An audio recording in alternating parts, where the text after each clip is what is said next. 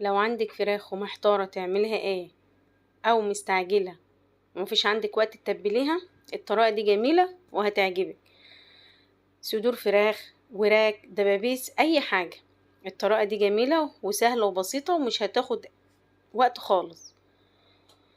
جربوها تعجبكم. الطريقة موجودة على الصفحة بتاعتي يوميات نسرين، ادخلوا شوفوها. لو عجبكم الفيديو ياريت ما تنسونيش في اللايك وكومنت حلو منكم، وان شاء الله استنوني في فيديو جديد.